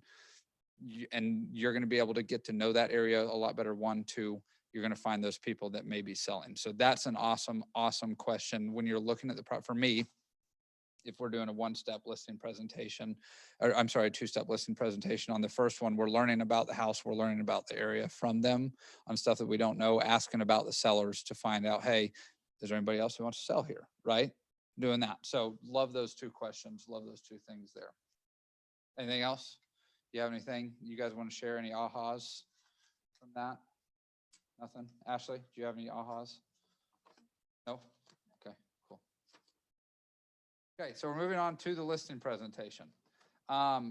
So here's where in command, I don't know, are either of you guys in command that have computers down here right now? Doesn't matter. If you're not, don't worry about it. If you're not, don't worry about it. So you can go into command and pull up listing presentation in there. And I think that they've got a couple different templates for it. So create that, K, that's a good spot to go find those to where it's already lined out for you. And it's good to go there. Yeah, so, I'm sure that they do. That is something that I know that I have is buyer questionnaires. And I think my listing questionnaires on my old computer, I can go find those for you guys and send them to show you. They're very, very basic, but they're not pretty. Go for it, Justin. I'd like to plug Mark Stewart's script class one more time. We do the buyer presentation every day in script practice. Yep. And we have scripts. And Okay. they're from Bold. Yep, the bold scripts are awesome. Come do that with Mark. Again, Mark is so awesome with scripts and gets them down to a routine. That's the way to practice them, just like what you guys are doing. You're learning what to say. Once you learn what to say, then you can learn how to say it to make it feel like you a little bit more, but you got to learn what to say first, right? So I would definitely recommend getting down here with Mark and these guys one morning. Yeah. Feel like a robot, but I need to know what to say to be a little bit more professional, Sure. especially because I'm younger and I want someone to take me seriously. Well, and taking that a step further, that's what this listing presentation or the buyer presentation that you guys are doing. We're learning what to say, but even more than that, we're learning how the process of the conversation is going to go. Definitely. So that we can lead that conversation, which then allows us to set the expectations down the road. For right? sure. So having the process of how you want that conversation to go, like you guys are doing, you learn the little words and you learn how to say the sentences exactly. In my opinion, what's even more important than that is you're learning the process of that conversation, right? And we start out with this conversation and then we go to this topic and then we go to this topic and then we go to this topic to make that conversation flow versus you get a new buyer up in the conference room. We could sit there and talk to them for 2 hours and accomplish the same thing that we could have actually done in about 20 minutes if we manage the conversation a little bit better. For sure. Right. And we get straight to the point. Yeah. So for those people that are high Ds that we like straight to the point conversations, makes it a whole lot easier. Just for everyone's information, there are 10 listing presentation templates in Command. Cool. That's awesome. So go in there and pick one, see what works best. And I would assume you probably can edit them in some form or fashion or go make your own, go see what you like on them and pull them out and create your own on there. So I would get on there and check that out and see and download one, learn it and use it. Again, it's about the process of the conversation. Is there somebody that you would recommend talking to show me how to use Command maybe a little bit better? How to use commands? Yeah. I'm Don't not talk on to it me. too often. Huh? Dan Turkel. Okay. Yeah. Okay. Perfect. Yeah. Awesome. Sign me up. Yeah. Okay, that's what I need. Yeah. Dan Turkel always teaches. Yeah, Rachel will teach Yeah. them. What do you need help with in command specific? Like, what are you thinking for command? Like learning how to do that stuff and navigate Yeah, it? and just knowing everything that it has to offer. I mean, Yeah. I've played on it a little bit, but I'm a visual learner. So once I kind of sit down with someone and I can ask all the questions that I want to ask, Yeah. like I'm never going to have an issue again. It's just Cool. having that initial Yeah. and I like to talk to somebody about it, not just look at it myself, because what if I'm missing something on the screen or Yeah. So Absolutely. that's just how I feel like I learn and remember. I am the same way. I would get in with Dan. Okay, so as far as the listing presentation, it's in my mind, go get on there, download those listing presentations so you know the process of the conversation. I'm sure Mark's got that lined out for you guys. Get down here and get in with Mark a little bit to go over those scripts and dialogues. As far as the listing presentation, I'll give you an idea of mine. Again, I don't have it written out line for line on how it goes, but essentially for me, what I'm doing is we get a call and we hear that somebody wants to sell their house, right? For me, the listing presentation starts, I do it in a 2-step process. And it starts on that first step when I first get there. So on the phone call, talking, hey, want to sell my house? Great. can I come look at it just to get my eyeballs on it, see what you got? One, see if I've got any buyers interested. That's a great way to get your foot in the door is, can I come see it to see if I've got any current buyers that might be interested in it?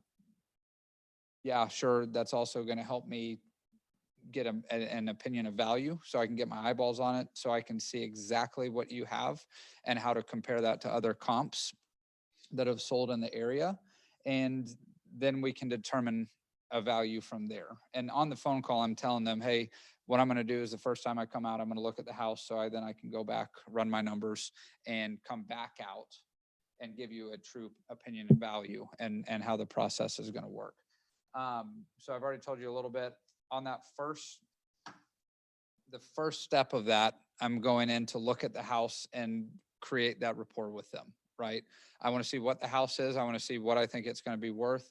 And then I want to create that emotional connection with them to where they can learn a little bit about me and I can learn a little bit about them to build the relationship there. So I'll go look around the house. When I walk in, I'll say, great, let's get to it. I mean, have your small talk if you want to. If you don't want to, just get right in it. Hey, Denver, you want to talk about seller presentations? Are you here to relieve me? Okay. I think we're good right now, but stick around. We might hear in a second. So we are, yeah. Okay. Yeah, absolutely. You got it. Let me, if there's any other questions, feel free, reach out. I had a question. So part of this listing presentation, we're getting in. Yes. Yes. Sorry, I didn't even see you. Where are you? Hello? Oh, there you are. Sorry, the volume's a little low in here. Go ahead. No, that's okay. So I just wanted to see how you would take on like customers who have too high of an expectation of selling price. You know, maybe somebody did like a full gut remodel on a house and, you know, it sold for something crazy in the neighborhood and they're like, well, my house is super nice. So something like that scenario. Okay, so maybe where their house is not as nice as the full remodel, or are you saying that they did a remodel?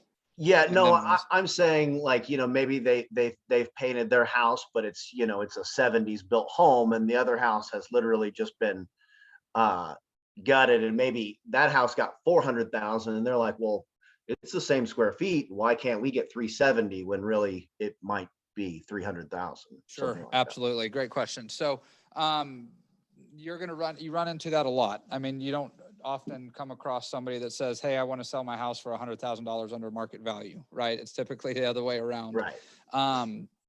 The way that I typically combat that is, and through my I say mine, it's not mine. A lot of people do this, the two-step listing presentation process. We're able to hear their thoughts before we have to take a price to them. So in that first step, we're looking at the house and saying, hey, I'm going to look at it, then I'm going to go run my numbers and I'll come back with you on price. Part of that first visit is going to be asking them their thoughts, and I'll slip this in as well on that first step visit to them and say, well, what do you think your house is worth, kind of thing, or how much do you need to sell it for this to make sense for you? And we can typically get a pretty good idea of where they're going to be at.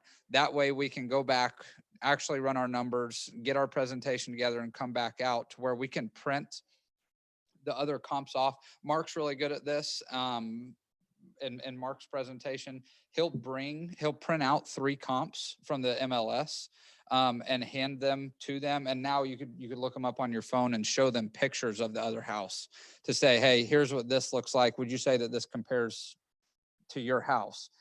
If the other house that sold is completely remodeled and theirs is not, and they say, yep, that's exactly what it is. I don't know, I guess call them, kind of set them straight a little bit and say, hey, here's the deal. This is remodeled. This is not like your house. And you kind of got to be strict with them and stern, or just call them crazy. But then also, is this going to be a waste of my time? I mean, if it, kind of like we talked about earlier, and I'm not telling you to just run away from stuff and not continue to work it. However, if the house is worth $100,000 and they say we're not listing it for anything less than $500,000, that house isn't going to sell. I mean, you can put your sign in the yard and hope to get some sign calls, but you're not going to sell that house. So when you boil it down, it's probably going to be a waste of your time. Plus, you're going to be the laughing stock of all the realtors saying that this dude overpriced his house by 400 grand.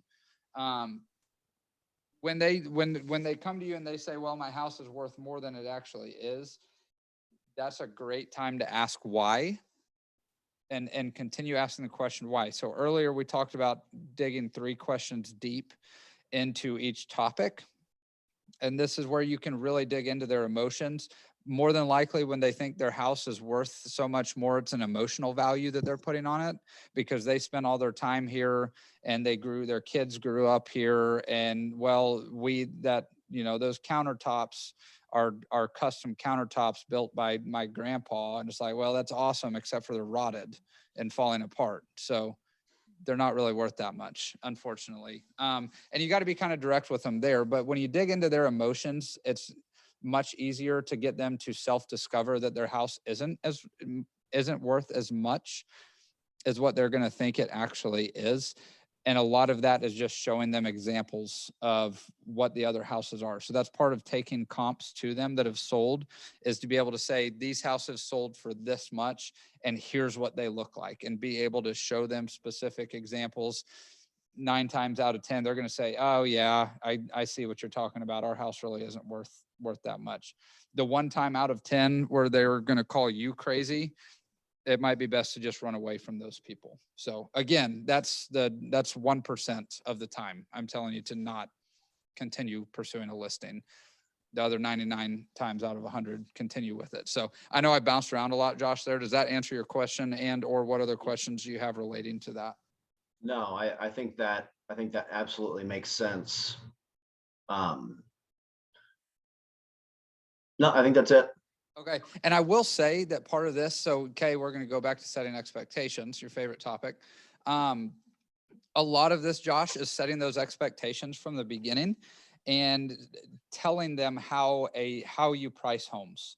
So explaining the pricing process to them of, hey, this is how we price homes. We are going to look at what else is sold. We're going to compare our house to those.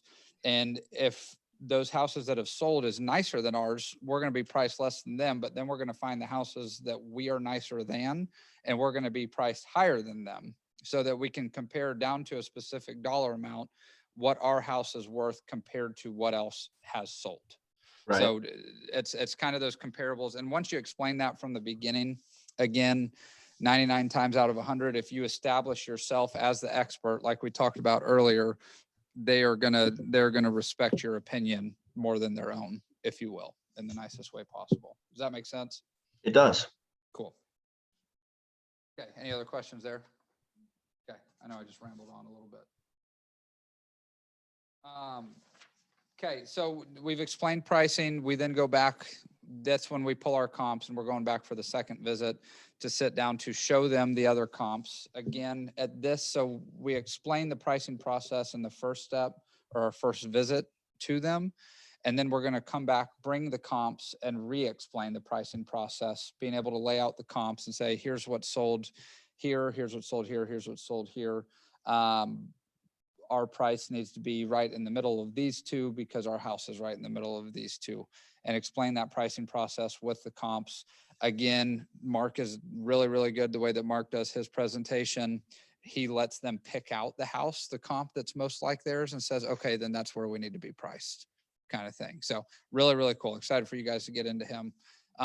When he starts doing his listing presentation, it's different than mine because he does do the one-step process. However, he's got a really, really cool way of doing it. And all of this, honestly, you're going to learn from experience by doing this. The vast majority of what you're going to pick up is not going to be from what somebody tells you. It's going to be from repetition and doing it to see what works best for you. Different things work for different people. So, practice the listing presentation. Do you guys want to role play? I know we're kind of pushing on time here. You guys wanted to kind of push through this, and then we can get to questions at the end. Is that okay with you guys? Okay. Okay, ahas. So again, we're kind of going to blow through the end of this. What ahas do you guys have so far? What really stuck out to you based on the listing presentation that you either hadn't heard before or makes more sense now?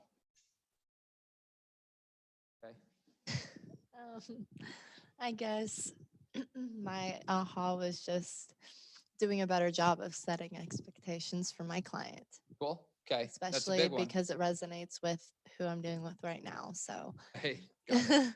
Cool. yeah, Okay. go ahead. What do you got?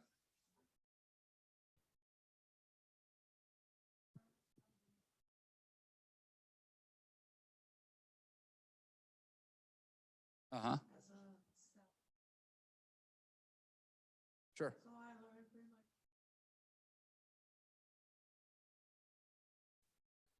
Sure. And when you break them down, we've got the same goal with both a buyer presentation and a seller presentation. The goal is to turn them into clients, right? And have them sign the listing paperwork or the buyer's agreement so that they are our clients. And we know that we're going to be able to help them through the process, right? When you break it down, for me, the most important thing is building that relationship with them and finding out what their motivating factors are, right? So why do they want to move? Why do they want to move where they want to move? Why do they want to spend that amount of money? Whatever it may be, asking those questions is what builds that relationship and turns them into more of a relationship versus just a transactional, give me your money, here's your house kind of thing, right? It boils down to the same thing. We're trying to build a relationship with those people and turn them into clients. So absolutely. Makes sense. Josh, do you have an aha that you want to share? Oh, sorry, you're leaving. I called you Oh, out. no, I was just gonna grab my coffee. Aha.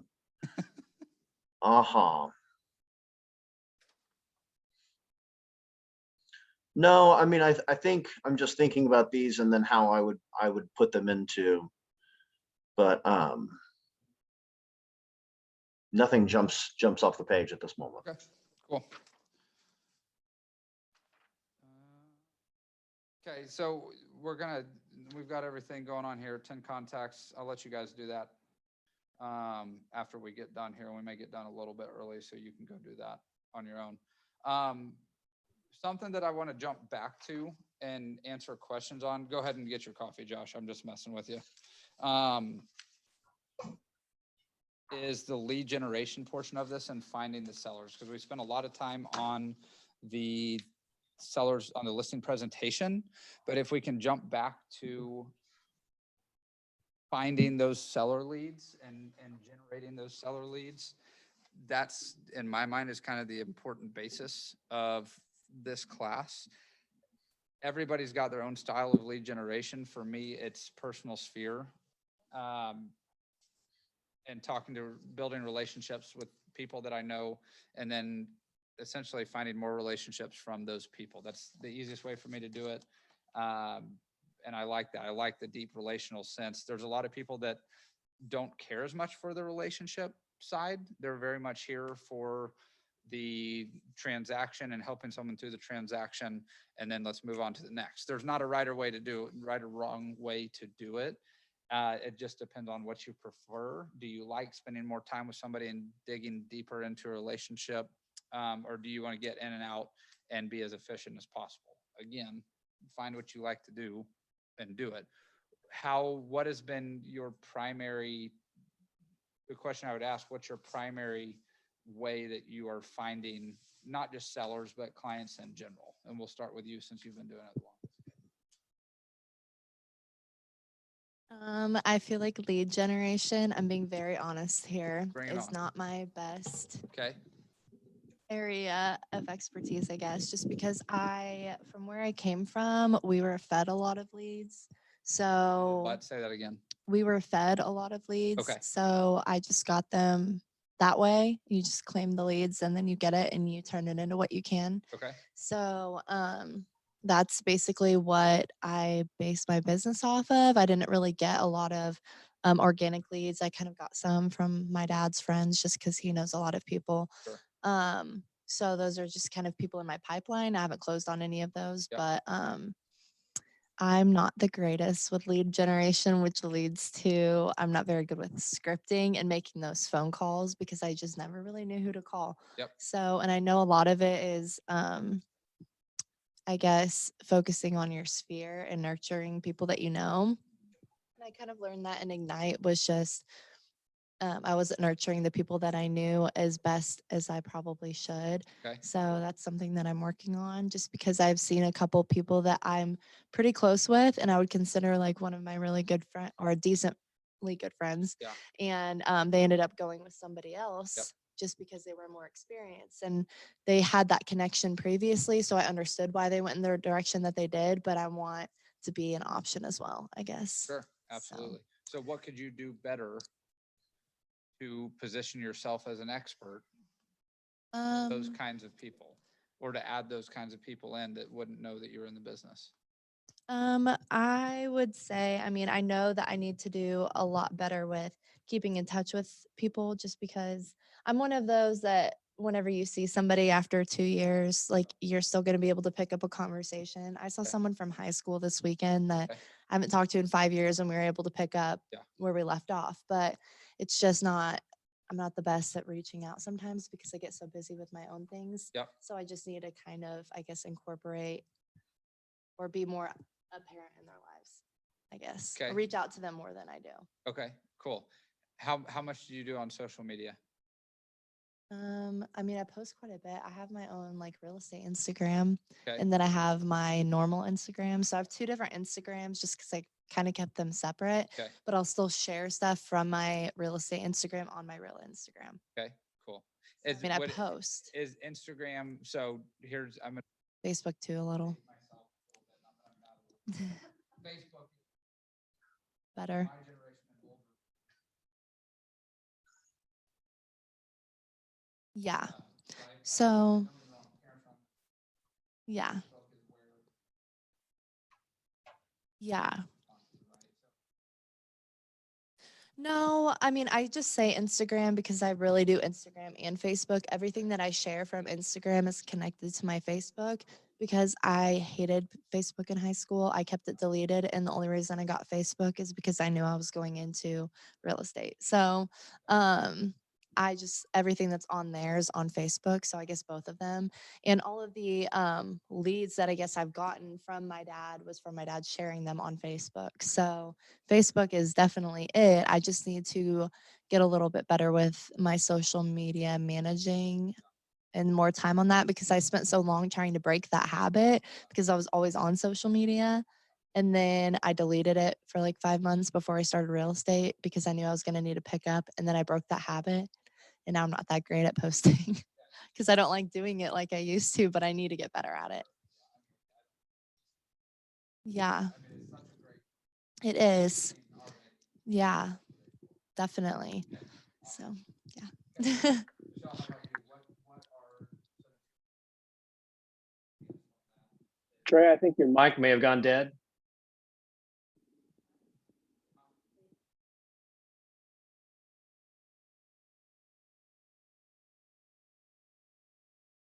What'd you say, Dayton?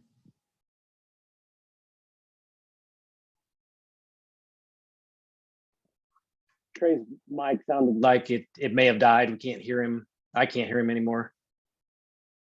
hear me? No?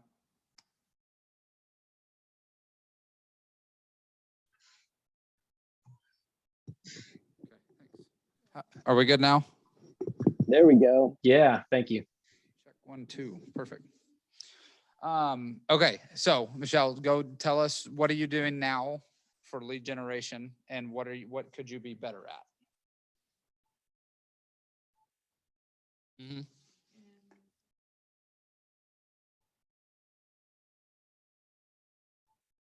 Yep. Okay. Okay.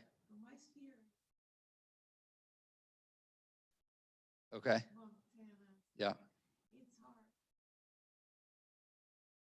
Uh-huh. Okay.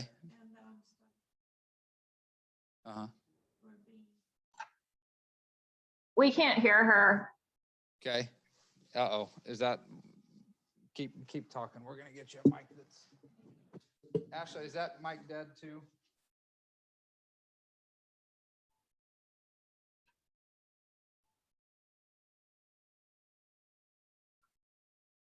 How about now?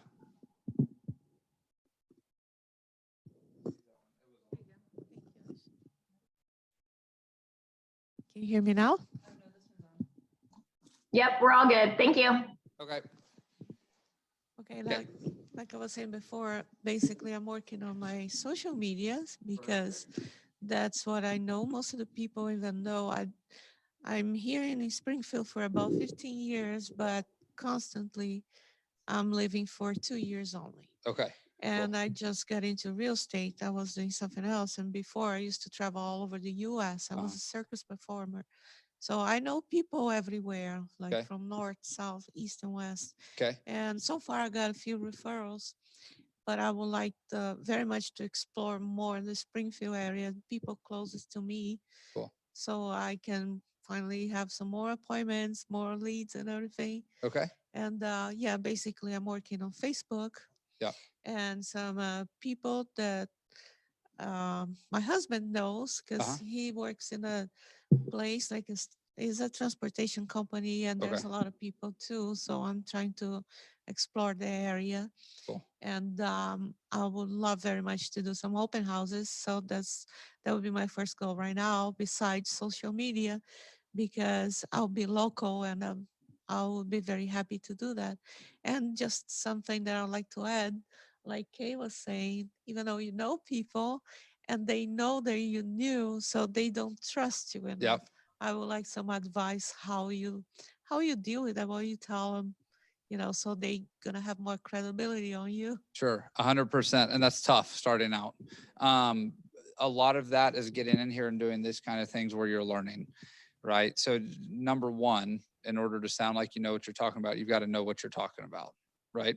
So getting in here, doing the trainings, going to preview the houses. Again, I know we've talked about it a couple different times, but going to preview properties so you can know what you're talking about. We can talk about different areas of town, whether it's Ozark, we can go up to over to Rogersville or wherever it is and talk about all these different areas. So you've got to be able to show them that you're the expert, right? To enable to show them that you're the expert, you've got to actually be the expert. So a lot of it is learning. And then from there, it's about constantly talking about it, which seems like it can be, right, redundant and monotonous and all that we're just constantly talking about all this stuff. They're not going to know that you know this stuff unless you're talking about it, right? Part of this is with social media and going on there and posting regularly. If social media is going to be one of those ways, it's going to be posting on social media so people can see that you're doing these things, right? You're posting pictures of you looking at houses, whatever it is. The other part, so you talked about open houses. If we're going in to do those open houses on the weekend, and I know you are brand new, right? Getting in there and creating this program for yourself early so you have a process for example, an open house. The process of going out to put the signs out on a Wednesday evening. And then on Thursday, we're going to walk around the neighborhood, put flyers on people's door, knock on the neighbor's door. Friday, we're going to go out and we're going to do a video. We're going to take pictures. We're going to do whatever it may be to advertise that open house on Facebook or whatever it may be. Saturday, we're then going to knock on the neighbors' doors and talk to them, right? So if that's the process that you have, you got to plan for Wednesday, Thursday, Friday, Saturday, Sunday's the open house. While you're doing those things, you got to be studying that area. So when whether it's the neighbors that come into the open house or other people that are looking to buy that house, you can talk very, very specifically and be the expert and give them the facts, give them the numbers. By doing that, then they're going to say, wow, this person knows their stuff. And you don't have to convince them to sell you to sell yourself. You can convince them with the numbers and the knowledge that you have. Right? Does that make sense? Yes. Does that answer that question? Yes. Okay. Yeah. Okay, Josh, same question. I want to hear from you on lead generation tactics that you've been using and something that you could be better at using. For me, and I deal with a lot of, friends and acquaintances and have a pretty good circle. To me, I think being on the front side and saying, getting what their expectations are, and then saying, look, I love my job and I'm going to do an awesome job for you. And when I do that, and when we're done with this, hopefully you'll send me a couple people. Cool. I was gonna say, and you do have a pretty good, guys, I just got on here and it didn't show that we had anybody else in here on the video stuff. Is there anybody else, Dayton? I know that you just talked and I didn't realize that you guys were all on here. That's awesome. And I didn't mean to not talk to anybody else today here. Can anybody else unmute themselves and give us kind of an aha or answer the question that we've been asking? You're good. You're talking about just generating leads. Yeah, I've started to call some of my sphere. It's something I need to get more consistent with and better at. And I think one of the things kind of holding me back is because I'm trying to become that expert, and I'm still kind of in that area where I feel like I'm learning a lot, but still have a lot more to learn. So I'm just trying to develop some of that expertise so that I can feel more confident as I'm calling folks and trying to generate leads. Sure, absolutely. And one thing I would challenge you on there, Dayton, is to start talking about it, even though you may not feel completely prepared, if you will. And I know this is extremely hard to do. It's easier said than done. However, start talking to them now.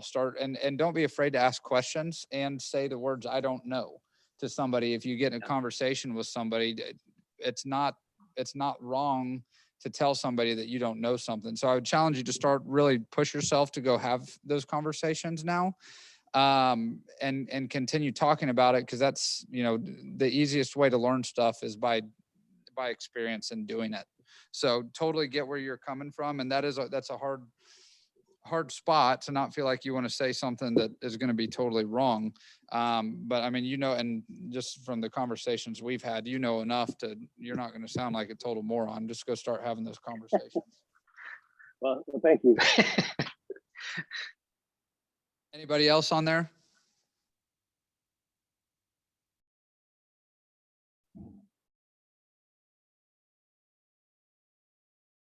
Okay, cool. Okay, so I'm going to kind of wrap it up for you guys here, and then we can keep asking questions that anybody's got. And I'm glad, Dayton, I'm glad that you said that, because I think that does bring up a great point, which is we don't want to sound like we don't know what we're talking about, right? I mean, that's kind of a fear or limiting belief, if you will, if you've been in bold. We don't want to say the words, "I don't know." It's hard for us to say the words, "I don't know," because we don't want to sound like we don't know what we're talking about. A huge part of this is having conversations. And this is where you can challenge yourself as well, is have these conversations with other agents also, and get perspective from other agents to hear what you go talk to somebody that's been in the business for 20 years and you're going to learn a lot from them just by having those conversations. So have those conversations regularly with other agents as well, and you're going to get caught up to speed versus if you're not having those conversations at all. So invite those agents that have been doing it out, let's go to coffee, let's go talk about it, call me, we'll go to coffee, we'll do whatever it is, and we can make that happen. But talking to people and communicating is going to be your best way to pick up that knowledge and feel comfortable talking about it. So that's awesome. That's a great point. Okay. What else? I think we're kind of getting wrapped up here. Brian Jackson in the chat said, "We love coffee." Brian would be a great one to learn from. He's been doing it for a few years and has got a lot of knowledge. So Brian Jackson's on here, and him and his wife Christina are newer at Keller Williams, but they've been doing it for a while. So a lot of knowledge there. Okay, what else? Dayton on there said, "Happy to buy some coffee." Perfect. Brian Jackson's been doing it for 22 years. So a couple. What other questions you guys got? What topics you guys want to talk about? And we're kind of, for everybody online, feel free to hang around. We'll probably go past 12:30 maybe, or not. Hang around, ask whatever questions you got, type them in the chat. What questions do we have in the room here? Nope, hold on. Mic check.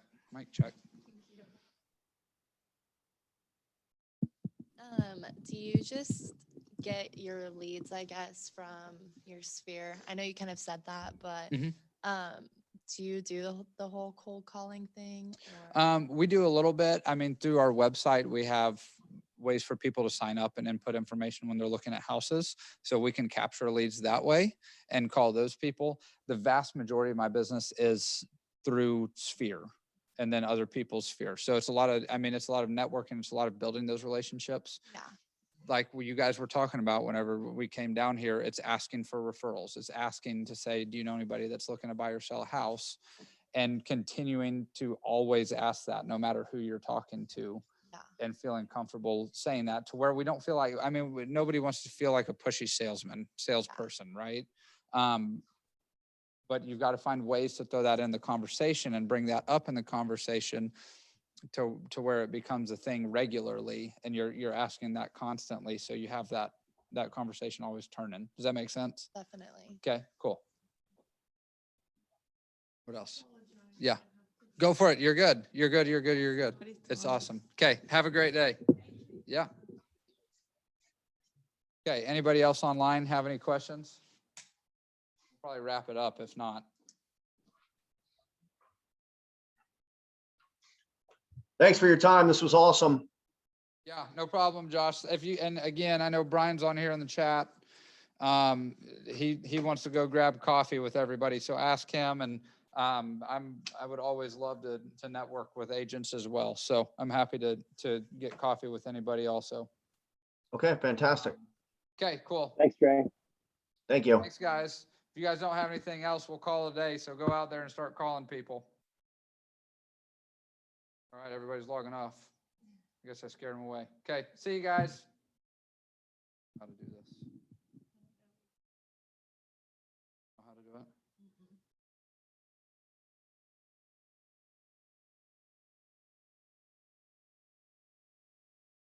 Trey, if you just want to end the meeting for all, then it will stop recording and it'll send it to the cloud. Where's that button at? At the bottom where it literally says leave, it should say end. The red button. Like you have to get the Zoom to come back up. Like stop sharing. Stop share.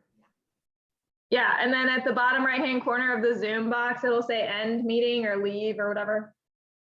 I'm pushing it. There we go. In for all. Okay, bye everybody.